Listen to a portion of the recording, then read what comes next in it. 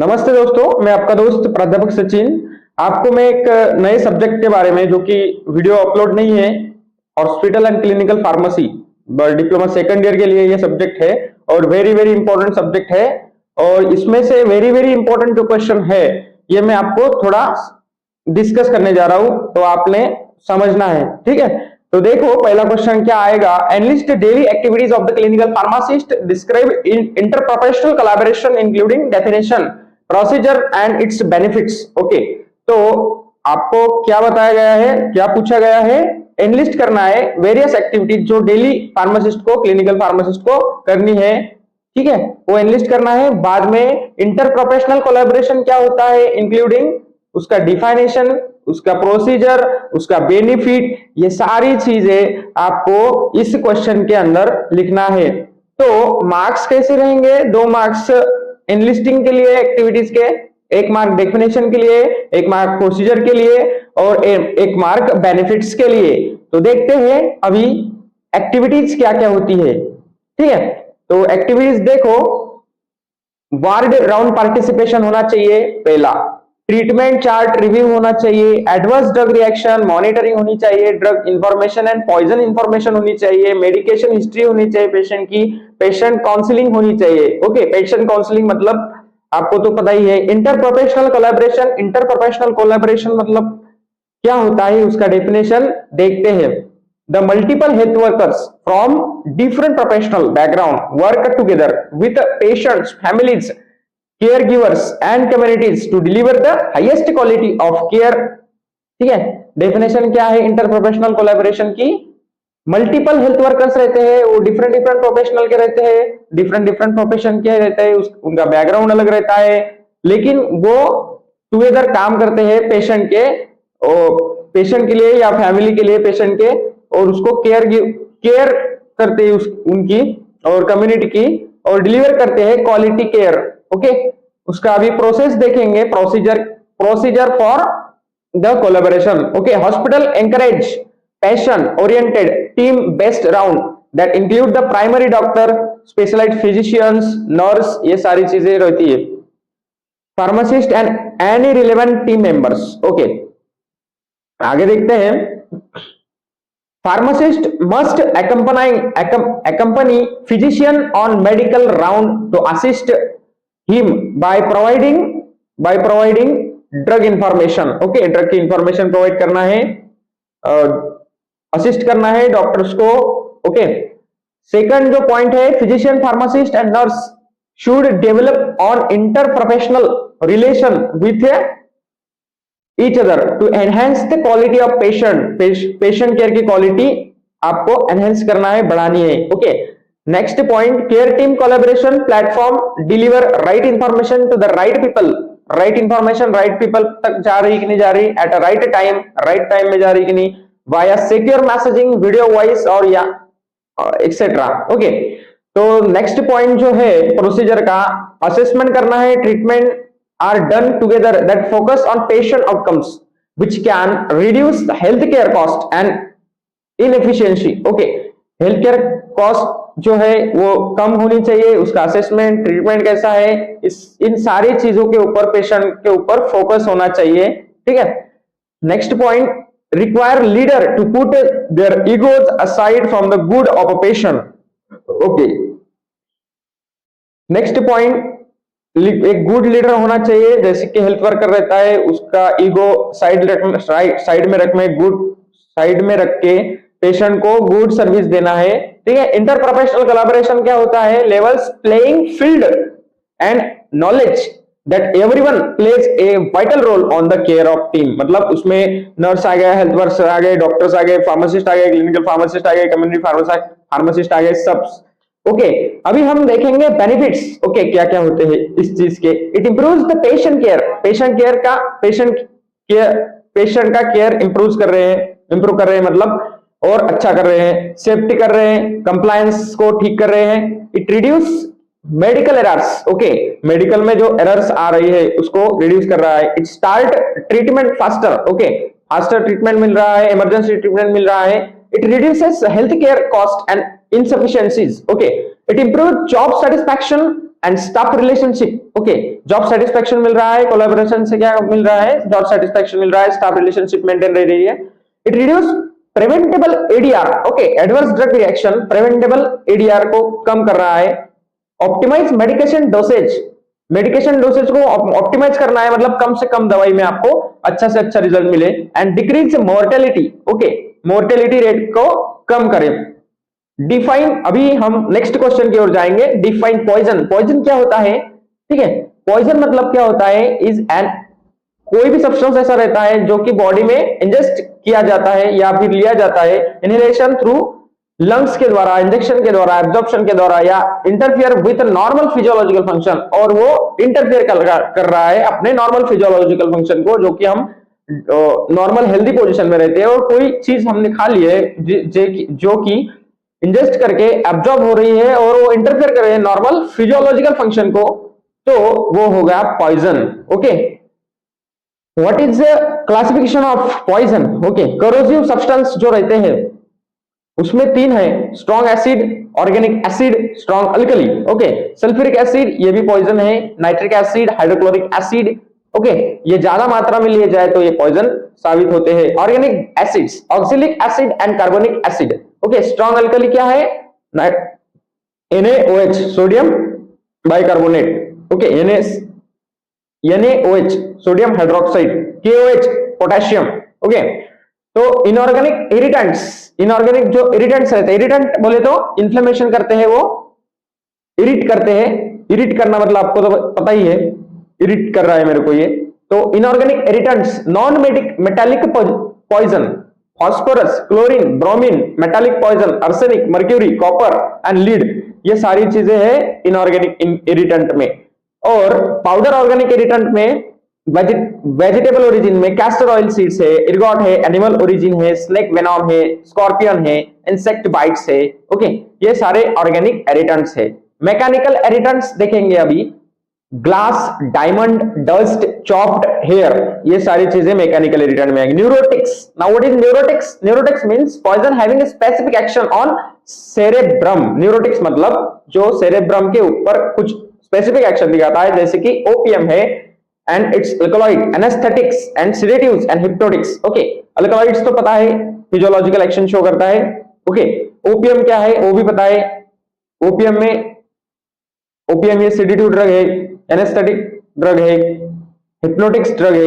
Anaesthetic मतलब loss of consciousness को loss करता है। सेडेटिव मतलब क्या, सेडेटिव मतलब स्लीपिंग टैबलेट। ओके, और हिप्नोटिक्स मतलब वो हेलुसिनेशन करता है, हेलुसिनेशन मतलब भूल देता है, उनको बोलेंगे hypnotics. Okay, poison acting specifically on spinal cord.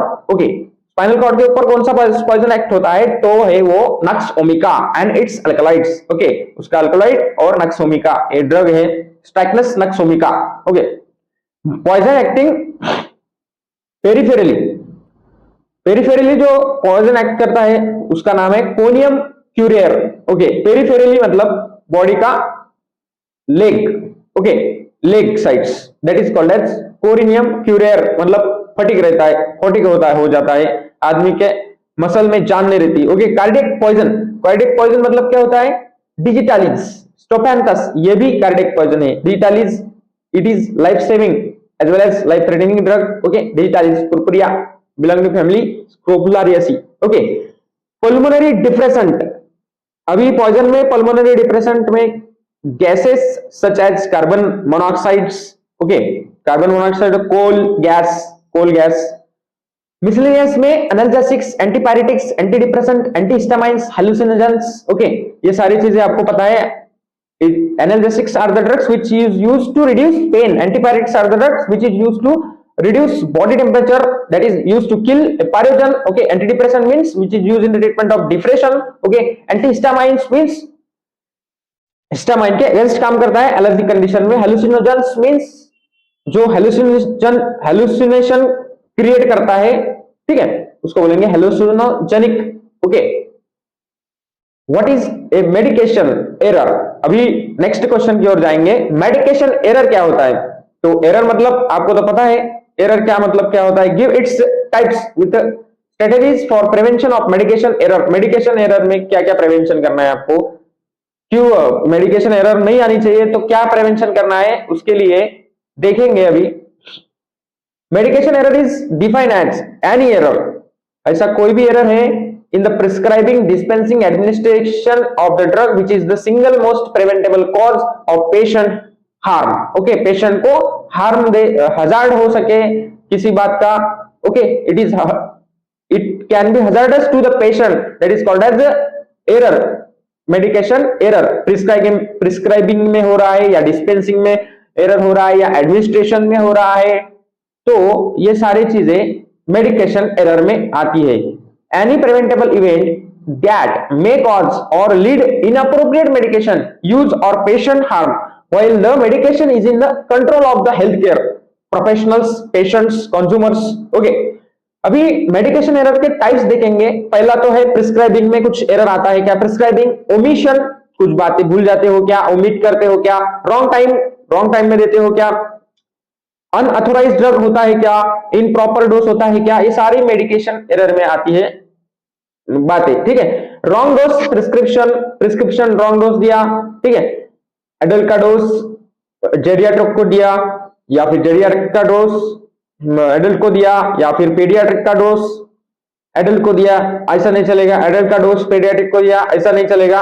ये सारी चीजें मेडिकेशन एरर में आती है। The drug to wrong patient, wrong rate of extra dose, monitoring error such as failing to take into account a patient liver renal function. Okay, failing to document allergy, मतलब आपका patient का history है और वो drug दे रहे हो आप, patient का हिस्ट्री ऐसा है कि इसका जो मॉनिटरिंग में इंटरेक्शन हो रहा है, और पेशेंट का लीवर का प्रॉब्लम है या फिर रेनल फंक्शन का प्रॉब्लम है, तो उसमें कुछ ड्रग आ रहे हैं, तो इसमें कॉन्ट्राइंडिकेशन देना है क्योंकि पेशेंट की हिस्ट्री बहुत जरूरी है। इससे भी मेडिकेशन एरर आती है। Compliance error such as not following protocol नहीं फॉलो कर रहे हो, स्टैंडर्ड ऑपरेटिंग प्रोसीजर फॉलो नहीं कर रहे हो, रूल्स नहीं फॉलो कर रहे हो, एस्टेब्लिश जो किया है डिस्पेंसिंग में, प्रिस्क्राइबिंग में, मेडिकेशन में। ओके, अभी हम कुछ स्ट्रेटेजीज देखेंगे जो कि मेडिकेशन एरर प्रिवेंट करेंगे। Okay, if not sure about the dose of drug consult to the pharmacist. अगर आप ड्रग के बारे में श्योर नहीं हो तो फार्मासिस्ट को कंसल्ट करो। दूसरी बात, if the eligible writing confirm the drug or dose of calling healthcare provider and then dispense medicine। okay, मतलब इलिजिबल राइटिंग मिल रही है, कंफर्म हो रहा है कि वही ड्रग देना है, तो ही आगे बढ़े डिस्पेंस करे मेडिसिन को। रीचेक करना है, कैलकुलेशन करना है, कंफर्म करना है पेशेंट को अच्छा मेडिसिन भी दिया है कि नहीं, मिला है कि नहीं, थेरापेटिक डोज कितना है, ओके, राइट थेरापेटिक डोज मिला है कि नहीं, ये प्रिवेंट करना है। Ask another clinician to recheck the calculation. Okay, another clinician को आपको पूछना है, रीचेक करना है कैलकुलेशन कैसा है डोज का, 650 mg टैबलेट है या फिर 325 mg टैबलेट है, या ड्रग का डोज का कैलकुलेशन राइट हो रहा है कि रॉन्ग हो रहा है, वो क्लिनिशियन को आपको रीचेक करना है, क्लिनिशियन से रीचेक करना है। When writing orders to do not drug abbreviation to each prescription always at patient weight and age. Okay, do not use abbreviation use करना नहीं है, उसका route and frequency, dosage. Okay, when writing a prescription state treatment condition. Okay, always specify duration of therapy, do not hesitate to check dose and frequency if you are not knowing. आपको पता नहीं है लेकिन उसमें hesitate होना नहीं है, check करना है बार बार फ्रीक्वेंसी में। ओके, हेजिटेट क्यों नहीं होना है, चेक करना है, ठीक है। Always remember each medication has potential for adverse reaction. Okay, aware of high risk medication before ordering any medication, check और liver and renal function. Okay, आपको पेशेंट की हिस्ट्री पता है, फिर भी आपको बिफोर ऑर्डर देने से पहले मेडिकेशन हिस्ट्री चेक करना है। Double check in the frequency and dosing of all high alert medication. Okay, next question, good pharmacy practice क्या होती है? गुड फार्मेसी प्रैक्टिस रिक्वायरमेंट क्या क्या रहती है गुड फार्मेसी प्रैक्टिस के लिए, जीपीपी के लिए? देखो, good pharmacy practice, pharmacist as providing, defines pharmacist as providing quality pharmacy service. Pharmacist ने क्वालिटी फार्मेसी सर्विस देना है to every patient. Okay, it is the practice of pharmacy that responds to the needs of the people. Needs of the people, that is who use the pharmacist service to provide optimal evidence based care. Okay, that is called as good pharmacy practice. Okay, एक बार फिर से पढ़ लेना. Following are the important requirement and good pharmacy practice. Okay, good pharmacy practice के लिए क्या क्या important requirement है ये देखेंगे. Pharmacist first priority must be the welfare of the patient. Patient का वेलफेयर, यही पेशेंट का कल्याण, यही फार्मासिस्ट का पहली प्रायोरिटी होनी चाहिए. A pharmacy service must supply medication and health care products of assure quality and must monitor the effect of their use. Okay, pharmacy service अच्छी मिलनी चाहिए, सप्लाई मेडिकेशन का, हेल्थ केयर प्रोडक्ट एश्योर होने चाहिए. Okay, खातरीशीर होनी चाहिए और monitor करना है उसको, इफेक्ट कैसे मिल रहा है एंड यूज कैसे कर रहा है patient. Okay, a pharmacy service must contribute in the promotion of rational and economical prescription and appropriate use of medicine. Okay, now what is rational? Rational means proper dose medicine होनी चाहिए उसकी. Rational means proper, economically cheap होना चाहिए वो. Okay, prescription appropriate use करना चाहिए medicine का. Each element of pharmacy service must be relevant.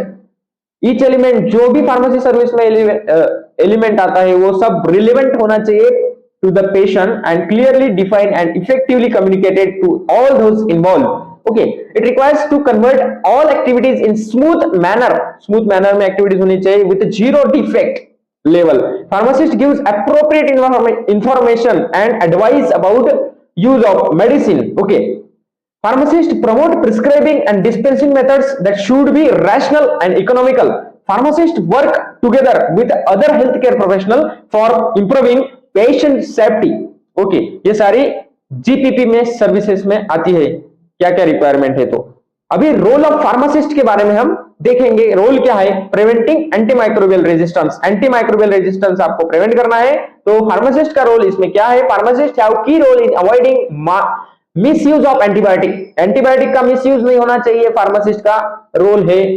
Okay, to prevent antimicrobial resistance, following are the roles of pharmacist in AMR. Antimicrobial resistance बोले तो जो आप एंटीबायोटिक यूज कर रहे हो, ये it is nothing but the antimicrobial. और antibiotic आप लेते जा रहे हो first generation, second generation, third generation, तो फिर उसमें रेजिस्टेंट क्रिएट होता है पेशेंट में. जैसे कि पहले हमने 650 का डोज लिया था, 650 mg का डोज लिया था, बाद में वो एंटीबायोटिक उसके ऊपर काम नहीं करेगी, तो उसको एक स्टैंडर्ड और उसके हाई लेवल का फोर्थ जनरेशन का आपको एंटीबायोटिक देना पड़ेगा, क्योंकि उसका पहले ड्रग का रेजिस्टेंस हो चुका है, वो इफेक्ट दिखाएगा नहीं. Infection prevention and control is an essential strategy to reduce infection reduce करना है. Subsequent increase use antimicrobials. Immunization is an important part of any infection. Immunization करना है.